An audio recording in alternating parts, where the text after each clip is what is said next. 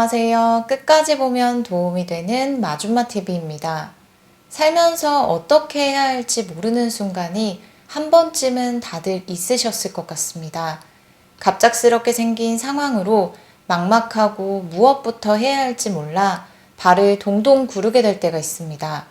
요즘 계속해서 피해가 끊이지 않고 있는 것이 있습니다. 바로 전세 사기 피해인데요. 최근 급증하는 전세 피해를 예방하기 위해 정부에서도 다양한 대책을 검토하고 있습니다. 전세 계약 만료 기간이 아직 많이 남아있더라도 혹시라도 보증금을 돌려받지 못할까봐 불안해하는 분들도 많다고 합니다. 전세 계약이 만료되어도 말도 안 되는 이유로 보증금을 제때 돌려받지 못하는 일들이 많아지고 있습니다. 그리고 안전장치라고 생각했던 부분들도 이제는 아무 소용이 없는 경우도 발생했습니다. 전입신고 하신 분들은 무조건 보시면 좋겠습니다. 이런 일들이 모두에게 일어나는 것은 아니지만 요즘 들어 계속 피해가 급증하고 있다고 하니 세입자분들은 미리 꼭 해당 내용을 확인하시면 좋겠습니다. 그럼 궁금하신 분들은 오늘 영상도 끝까지 봐주세요. 살면서 정말 당하고 싶지 않고 당해서도 안 되는 사기 피해 중에 하나가 전세 사기인 것 같습니다. 그런데 최근 경기가 어려워지고 세입자 구하기가 어려워지면서 보증금을 제때 돌려받지 못하는 일들이 많아졌다고 합니다. 그뿐만 아니라 서류를 위조해서 세입자 몰래 근저당을 설정한다던가 마음대로 전입신고를 시키는 등 예전보다 훨씬 더 많은 피해가 발생하고 있습니다. 지난번 영상에서 한번 소개해드린 적 있었는데요. 나 몰래 우리 집에 누가 살고 있는 경우입니다. 분명히 우리 집 가족은 3식구인데 집 주소로 전입이 되어 있는 사람은 4사람인 것인데요. 이렇게 내가 사는 집에 내가 모르는 사람이 전입신고가 되어 있는 경우가 있다고 합니다. 몰래 전입신고를 한 것인데요.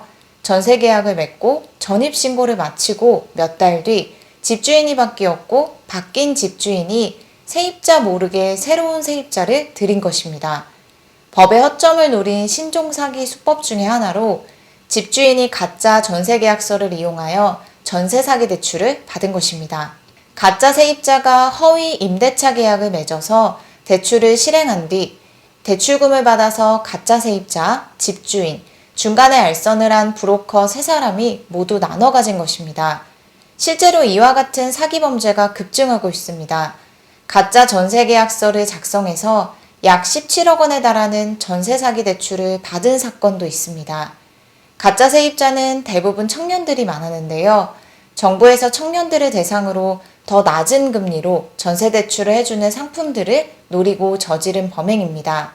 이렇게 나도 모르는 사이 누군가가 우리 집 주소에 전입신고가 되어 있을 때 생길 수 있는 가장 큰 문제는 보증금을 제대로 받지 못할 수도 있다는 것입니다.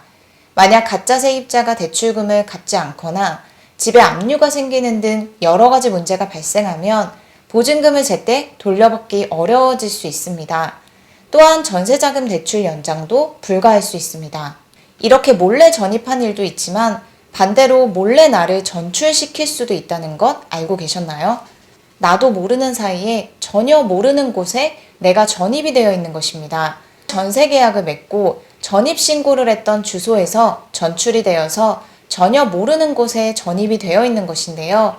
이런 일들도 최근 계속 발생하고 있습니다. 주민등록 등본을 떼어보고 깜짝 놀란 일이 있었다고 합니다. 내가 현재 거주하고 있는 집 주소가 처음 보는 주소지였던 것인데요. 이렇게 주소가 모르는 사이에 바뀔 수도 있습니다. 어떻게 이런 일이 가능한 것일까요?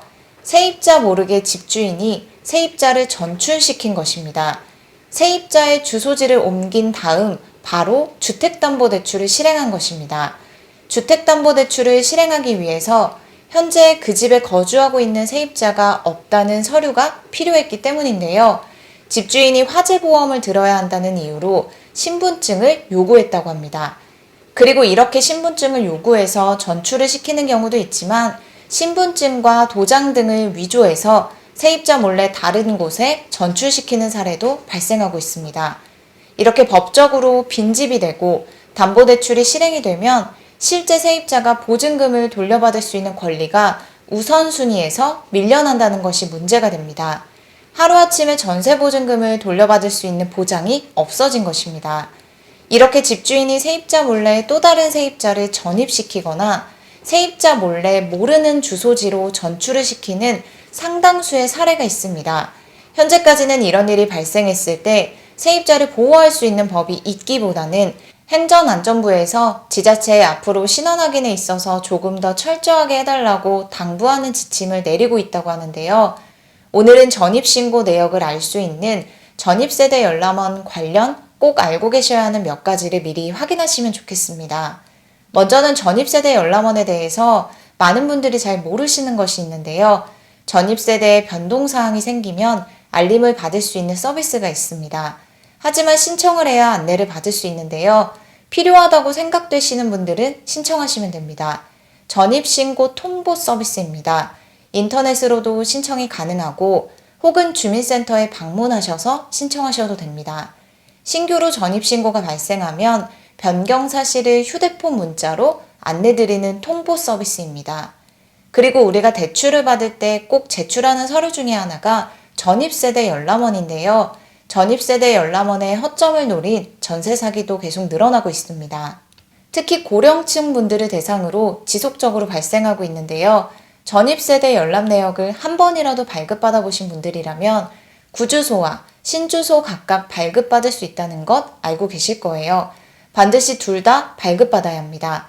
구주소에는 세입자가 없게 나오고 신주소에만 전입사실이 제대로 나올 수 있습니다. 이유는 도로명 주소가 생긴 이후에 전입신고를 하게 되면 신주소에만 전입신고 사실이 나오기 때문입니다. 그리고 주소를 틀리게 입력하면 해당 주소가 없다고 나오거나 주소를 잘못 입력했다고 나오지 않습니다.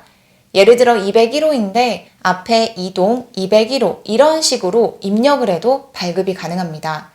따라서 의도적으로 잘못된 주소를 입력해서 해당 주소에 세대주가 존재하지 않는다라고 나오는 서류를 발급받을 수 있는 것입니다. 이런 식으로 전입세대 열람 내역을 발급받아서 재산이 많은 고령층에게 접근해서 돈을 빌려서 사기를 치는 사례가 많아지고 있다고 하니 각별히 조심하시면 좋겠습니다. 그리고 앞서 말씀드렸던 세입자 전출 사례에서 집주인이 신분증을 요구했었다고 했는데요. 집주인일지라도 절대 타인에게는 신분증 사본을 함부로 건네서는 안 됩니다. 임대차 계약을 맺을 때 본인이 맞는지 정확하게 확인할 때 신분증 확인이 필요할 때가 있는 것이지 신분증 사본을 건네는 일은 절대 없어야 합니다. 이런 부분들을 조심한다고 해서 사기 피해를 100% 예방할 수 있는 것은 아니지만 그래도 알고 있는 것이 꼭 필요한 것 같습니다. 혹시라도 피해를 입으시는 분들을 위해 보다 촘촘한 정부의 방안들이 마련되었으면 좋겠습니다. 오늘 영상도 끝까지 봐주셔서 정말 감사합니다. 구독과 좋아요, 알림 설정 꼭 부탁드립니다. 감사합니다.